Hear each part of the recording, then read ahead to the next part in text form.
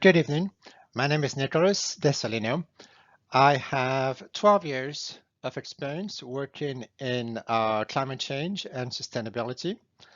I was trained as a climate reality leader by Al Gore in 2015, and I also sit on the board of an NGO called the Sustainable Travel International, which is dedicated to sustainable travel.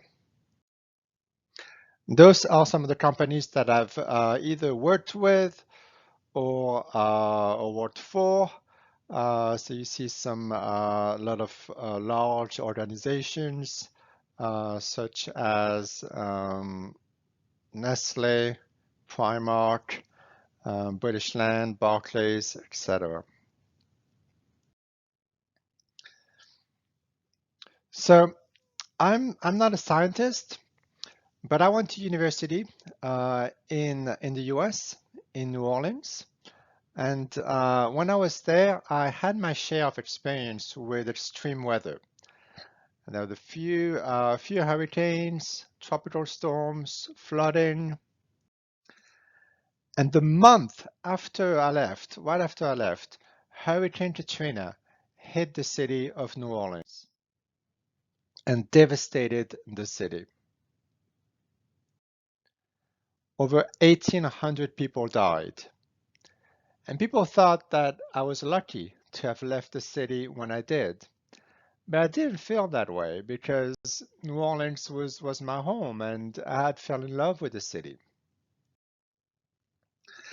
And shortly after, Al Gore released the film An Inconvenient Truth. So this was the perfect storm, pun intended, of information for me. This is when I started to learn about climate change. So was Hurricane Katrina caused by climate change?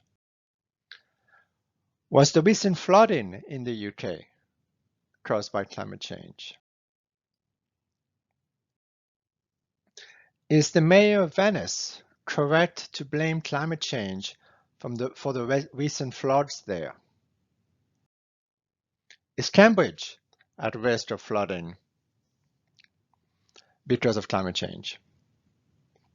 So I had a colleague who worked as a consultant, as I did, and he was working for a real estate company in the US, and they were trying to assess the risk facing their assets. For one of those assets, which was in Houston, Texas,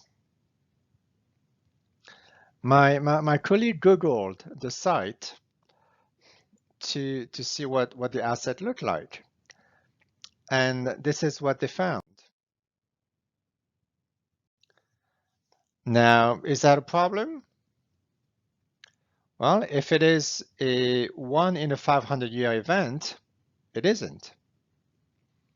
But if it is a 1 in a 5-year event, then yes, it absolutely is.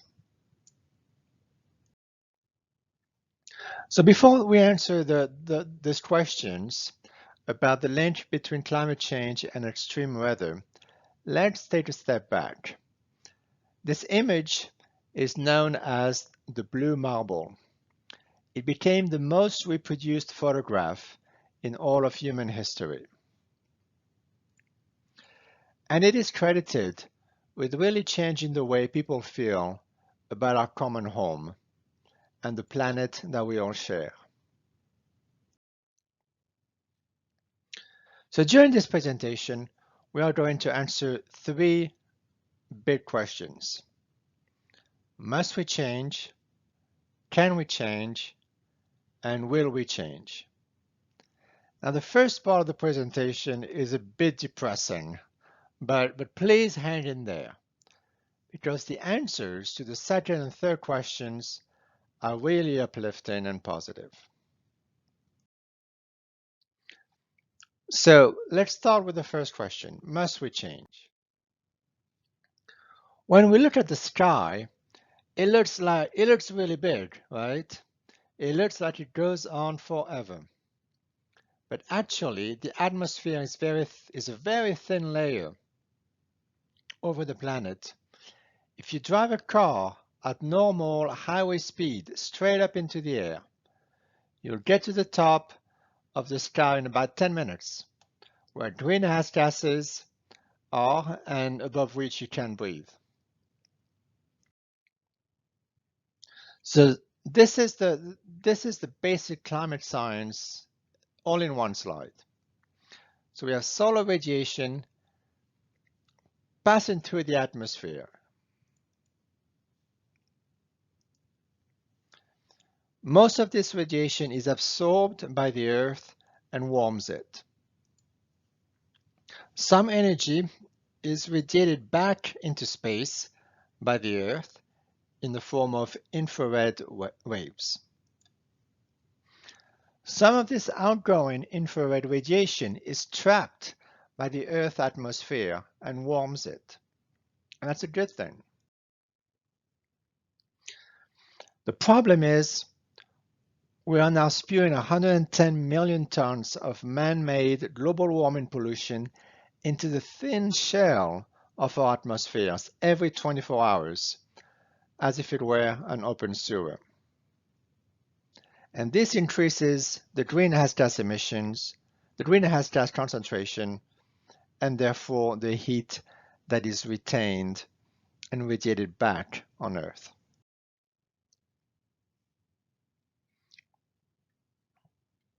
So the thicker and more of, it means that it gets thicker and more of the outgoing infrared radiation is trapped, so the temperatures go up. That is the basic problem. So where do these emissions come from? Well, lots of different sources. Agriculture, transport, fuel processes, forest burning, coal mining, landfill, etc.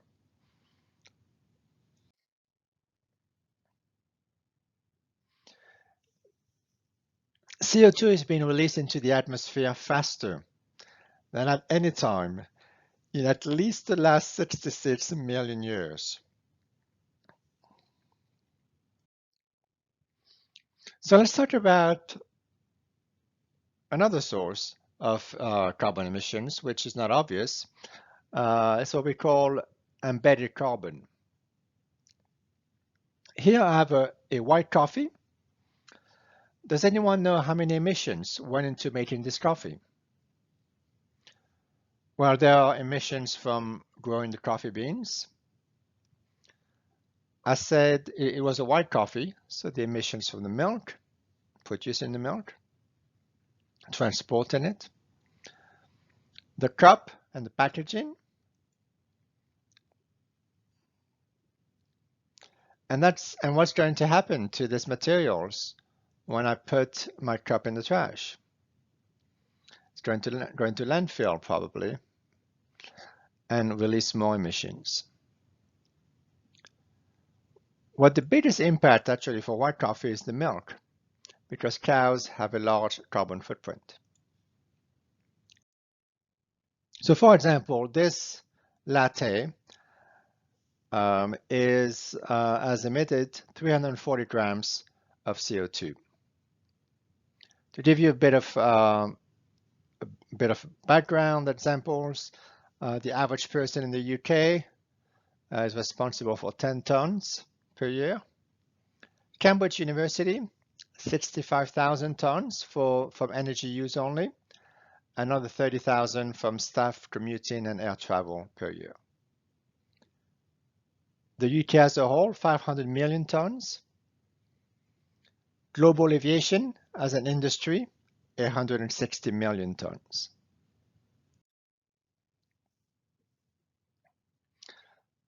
So this is why we have crazy weather. The largest source of global warming pollution is the burning of fossil fuel. It still provides 80% of the world's energy.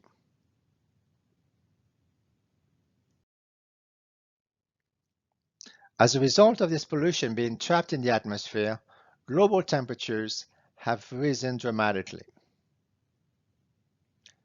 This is the average, the departure from average for each year since 1880. You clearly can see the trend.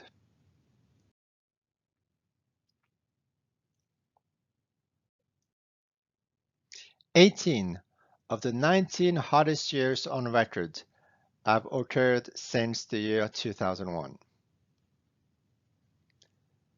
And the 5 hottest, all in the last 5 years.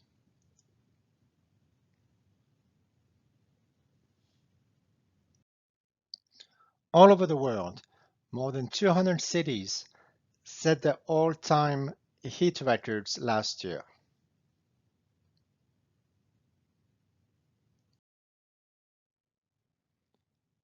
On a global basis, more than 90% of all the extra heat energy trapped by our atmosphere is going into the oceans. And this is going back to our first question. Warmer oceans mean stronger tropical storms, hurricanes, and typhoons. Along with record temperatures, we've also witnessed record-breaking precipitation extremes.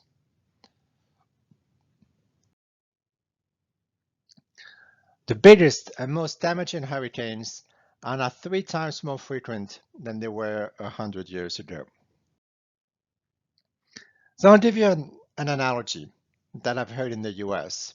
So apologies for the American sports reference. When a batter in baseball takes steroids and hits a home run, so he hits the ball really fast, really far, really hard. Is it because of the steroids?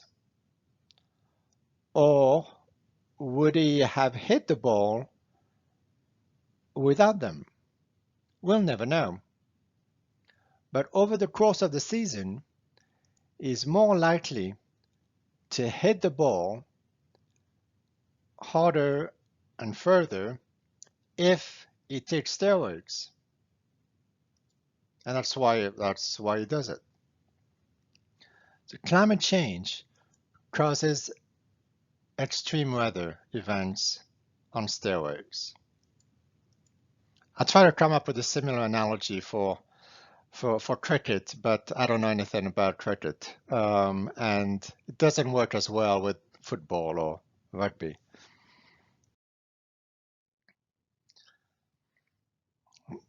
This glacier is in Greenland, almost completely melted by 2013 due to rising temperatures. NASA has precisely measured the decline in the mass of ice in both Greenland and Antarctica. And all this melting ice is raising sea levels worldwide.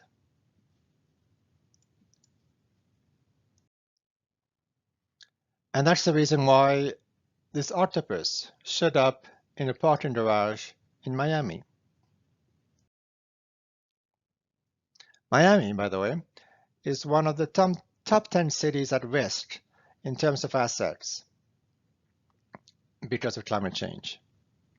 They recently invested $500 million in water pumps, and they know these pumps are inadequate and only a short-term solution. That's a $500 million Band-Aid. Looking at cities at risks by population, we see that many huge cities in developing countries are very much in danger. If parts of these cities become uninhabitable, where will those people go? This is Venice this week, and this is Venice last year. And this is the moment irony died. This is another ridiculous headline that I wanted to share. Sometimes people wonder how global warming can be blamed for causing more precipitation and flooding and at the same time more drought. Or the extra heat that's been trapped actually leads to both. And as the climate changes, precipitation patterns also change, leaving some places with less rainfall than before.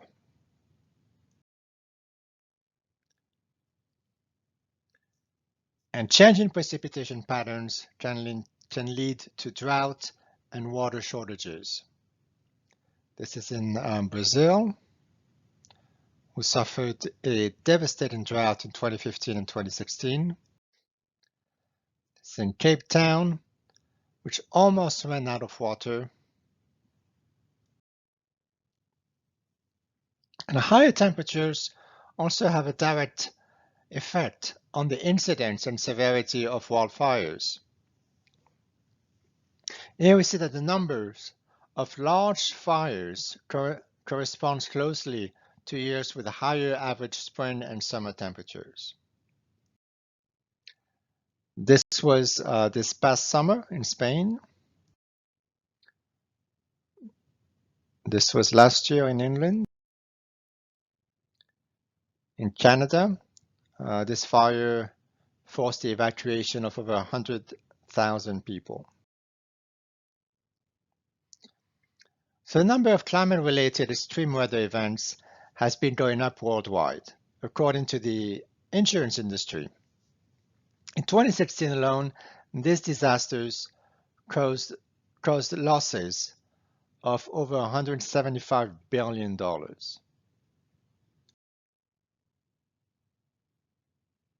In fact, in the last 2 years, the world has lost more than $650 billion in economic losses from climate-related weather extremes just in 2 years. And it's getting worse. What's interesting is you see what happens in California and flooding in New York. And these are some of the richest places in one of the richest countries in the world. And they can't cope. So imagine what happens to poor countries.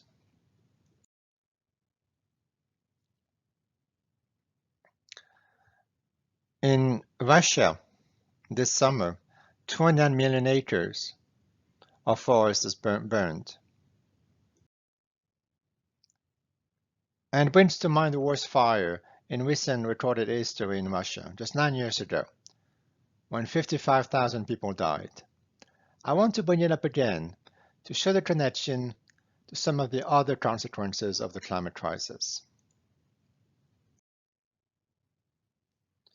After all these people died, 4 months later, Russia took all of its grain off the world markets. And some other countries like Ukraine and Kazakhstan did as well. So food prices reached an all-time record high for the second time in 3 years. And there were flood riots in 60 countries around the world, including in Tunisia. And this is what started the Arab Spring. So the political consequences and the instability that can come from the disruptions of the climate crisis have to be taken into account. The 2006-2010 drought turned 60% of Syria's fertile land into desert and drove 1.5 million people into Syria's already crowded cities. This is one of the reasons why security agencies around the world have been warning that the climate crisis is a national security issue because of food shortages, water shortages, pandemic diseases spreading, and refugees. And many experts see climate change as a threat multiplier and a driver of conflict. So coming back to the Syrian situation, 1 million refugees flowed out of Syria into Europe. And this takes us to Brexit, this Brexit poster, because no conversation at the moment in the UK can be had without mentioning Brexit. The point is that there are implications for political systems and political stability. And we have seen the rise of nationalist sentiments in various places around the world.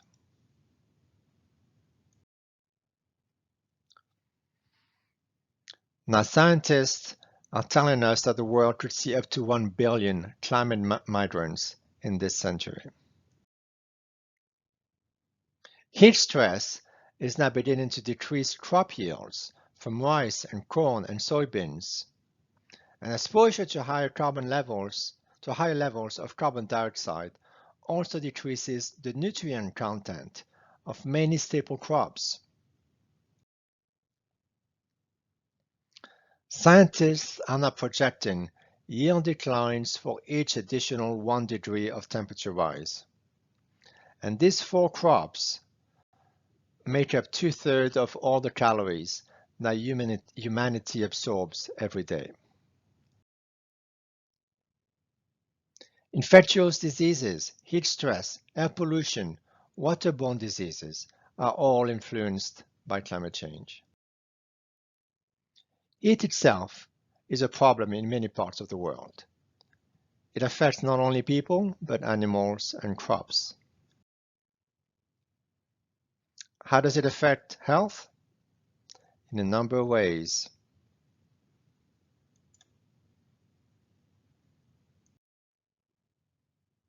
Worldwide, air pollution kills 9 million people every year. Deaths attributable to air pollution around the world are growing in number. Climate change is disrupting natural ecosystems in a way that is making life better for infectious diseases. Warmer temperatures have an impact on the spread of tropical storms, tropical diseases. Modern transportation and air travel play a part, but the potential range for many diseases expands as the climate gets warmer.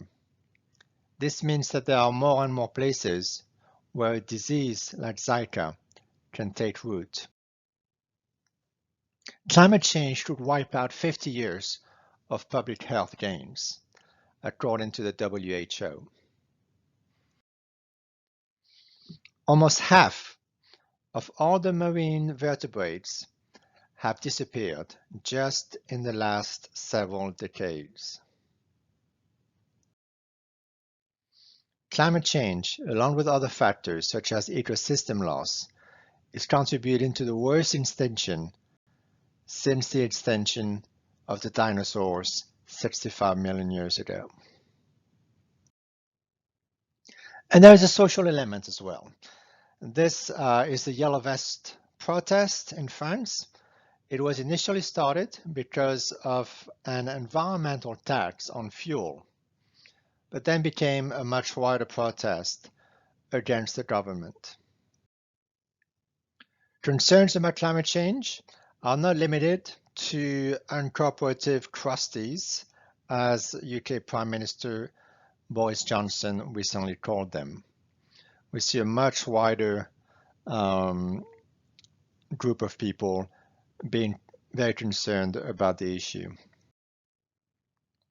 In the business world, according to Mark Carney, who is the governor of the Bank of England, companies and industries that are not moving towards zero carbon emissions will be punished by investors and go bankrupt. So climate change is also a financial crisis that threatens economic stability. This slide, taken from the Task Force on Climate-Related Financial Disclosures, could be a presentation in itself. And for business, climate change means a difficult transition. Companies around the world have to assess their risk and their exposure to climate change. The risks in terms of legislation, in terms of their physical assets, in terms of their reputation, changes in customer sentiments, as well as opportunities, as we'll talk about shortly.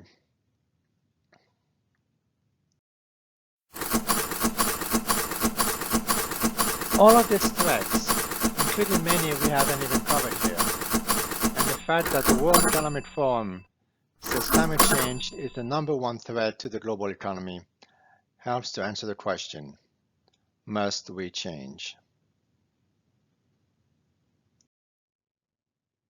Even my cup of coffee is at risk, or the wine that we have after this event. So must we change? Yes, we do.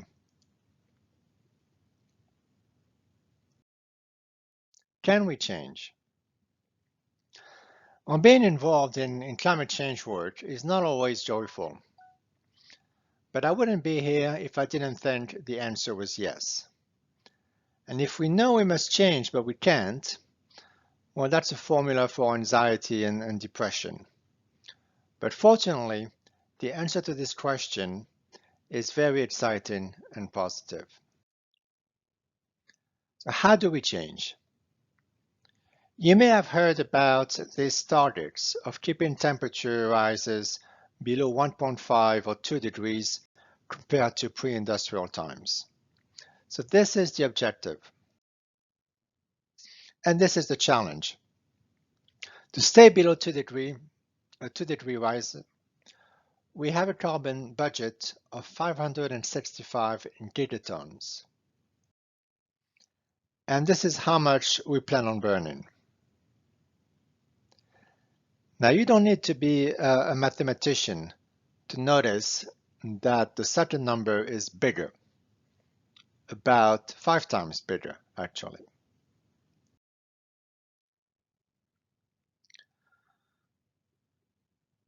So the governor of the Bank of England points out that we have so many carbon reserves that are on the books that are on the books of all companies that are unburnable, which will create a carbon bubble and a global financial crisis. So this is the don't invest in oil and gas stocks slide. So this gap between our carbon budget and what we actually plan on burning is not stopping companies like Shell and ExxonMobil to plan a production increase of more than 35% between now and 2030. And governments are still subsidizing the burning of fossil fuel at a rate much larger than the subsidies for renewables. This is an insane policy, and it reflects the continuing political and economic power of the fossil fuel companies. So they get 36 times the subsidies that the renewables we need to switch to are getting.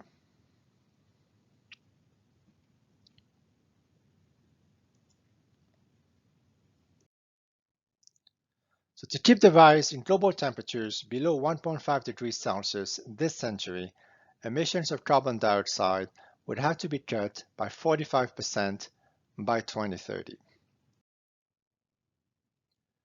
Recently, you may have seen a lot of news articles, mostly about scientists saying how dire the situation is. Well, a recent study endorsed by 11,000 scientists claims that without deep and lasting changes, the world is facing untold human suffering. We cannot be radical enough in dealing with these issues. So what are some of the solutions?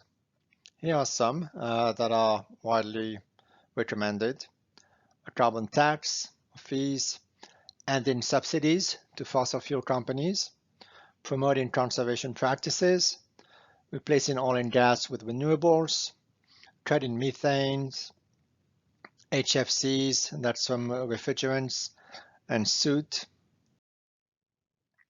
Also stopping land clearing, restoring forests, grasslands, mangroves, because these sequester CO2. A change in our diet to eating less meat and reducing food waste. Also transition to a low carbon economy, moving away from growing GDP as the measure of economic health and stabilizing the global population. Another list of solutions that I put on this slide comes from Project Drawdown. It's a book, also a website. It's very interesting. They've quantified all of the possible solutions, and these are the top 10 that they're proposing. You see refrigerants at the top, so that's air conditioning, refrigeration. You'll also find, of course, green electricity generation, as well as other things you might not expect, such as educating girls. And this is because around the world, girls that do have an education tend to have fewer children as they decide they're able to decide the number of children that they're going to have.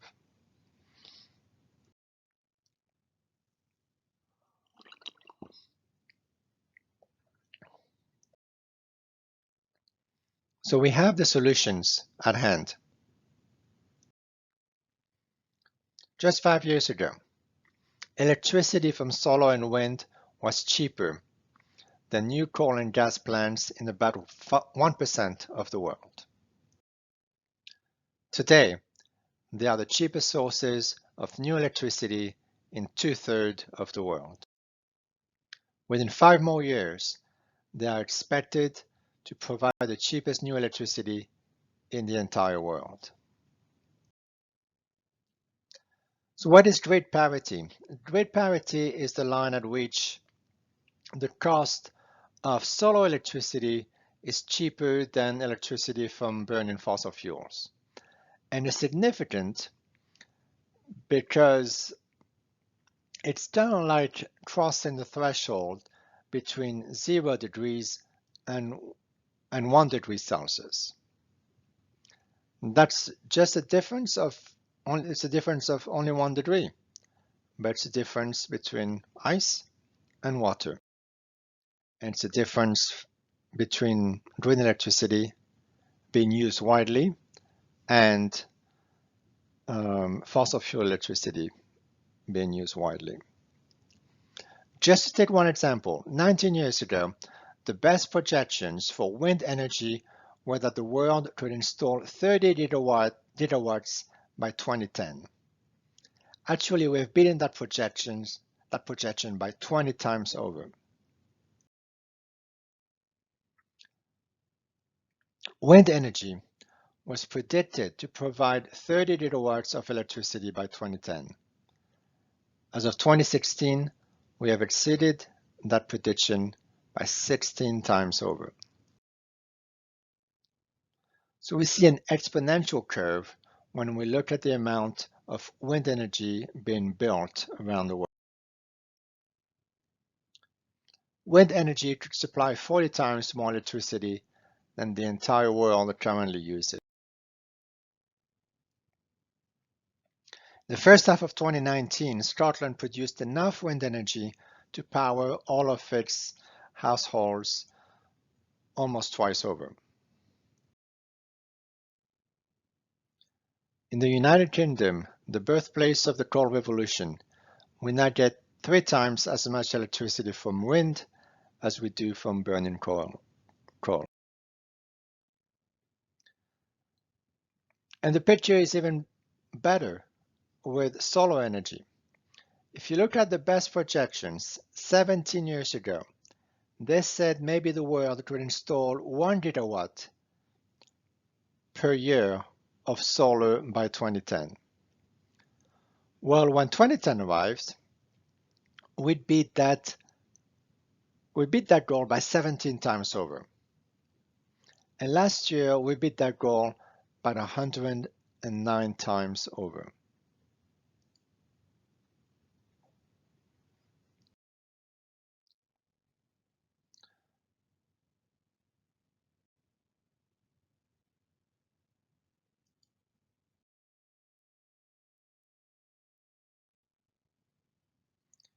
Even more dramatic than wind, we see an exponential curve in the amount of solar energy installed around the world. Just as we have seen with other technologies, such as computer chips and cell phones, solar costs have fallen dramatically. In some regions, solar energy is less than half of the cost of electricity from burning coal. Solar installer is forecast to be the fastest growing job in the US through 2026, and the second, wind turbine service technician. Is there any precedent for such a rapid adoption of a new technology? Actually, yes. In 1980, US phone company AT&T commissioned a study to forecast mobile phone use by the year 2000. They projected 900,000 users. The actual figure was 109 million. There are now 8.7 billion mobile phone connections. So why were they not only wrong, but way wrong?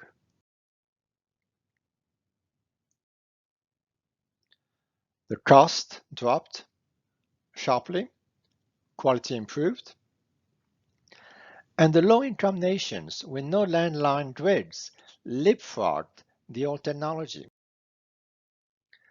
And we see this happening with solar energy.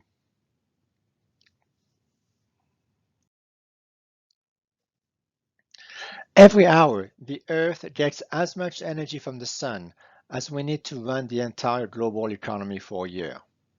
So if we can increase the fraction of what we harvest and use, we can make a lot of progress towards solving the crisis and helping local communities at the same time. Within the next 8 years, highly efficient LED lights are predicted to virtually take over the market.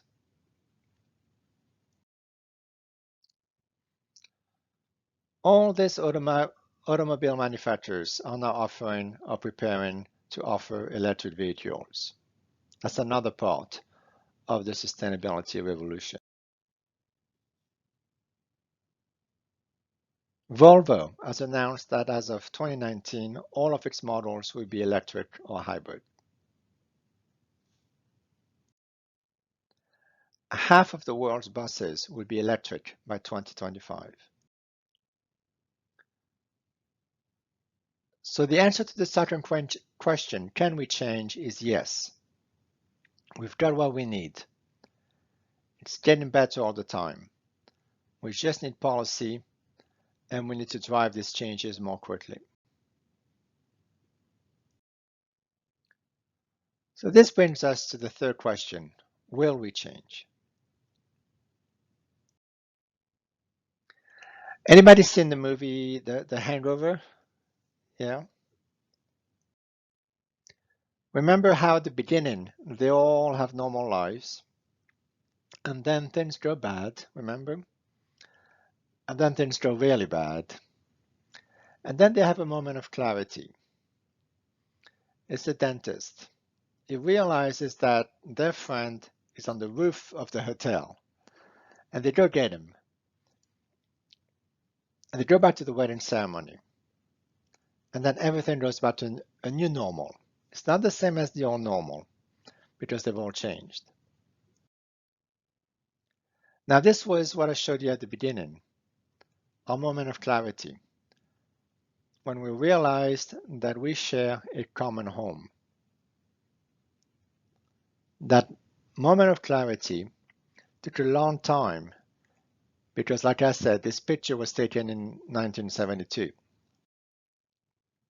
And part of the problem is that the fossil fuel companies spread misinformation about climate change, in the same way that tobacco companies spread doubt about the dangers of smoking.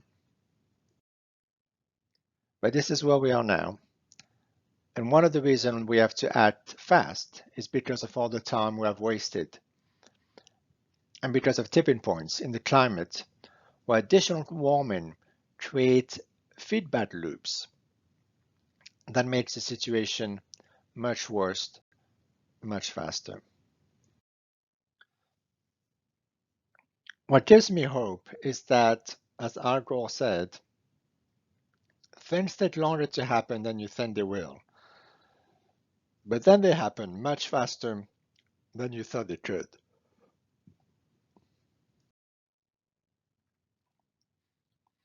We have talked about technological solutions. Well, in the financial markets, change is already also happening. You might have heard of the divestment movement.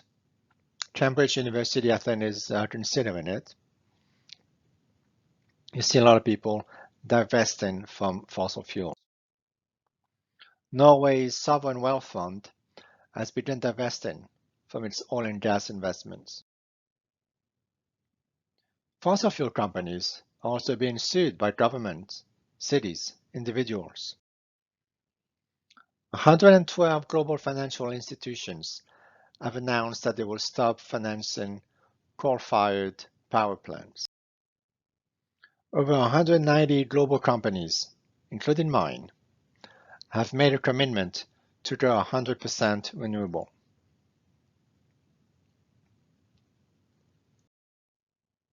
We even see changes in unexpected places. This is the Coal Mining Museum in Kentucky, in the US. They just installed solar panels on their rooftop in order to save money. So we talked about the tipping points of grid parity and of climate change impacts. Here is another tipping point. That's Greta Thunberg. These two pictures were taken only 1 year apart. In all of my career in sustainability, this is the first time I see such a change in sentiment, such interest from the senior leadership, and such interest from society at large. And with change in social norms, governments and businesses will follow.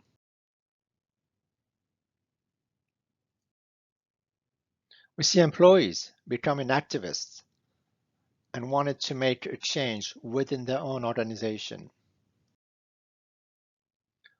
One of the reasons that people's views about climate change are changing is because more and more people are experiencing extreme weather events. This is our generation's life or death challenge.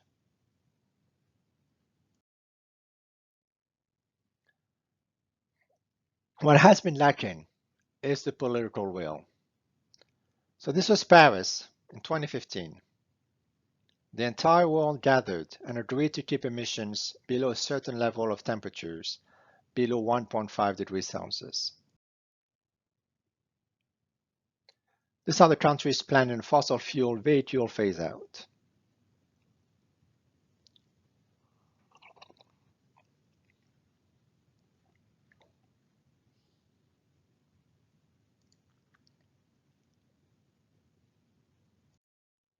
Some 40 countries and more than 20 cities, states, and provinces already use carbon pricing mechanisms, with more planning to implement them in the future, according to the World Bank.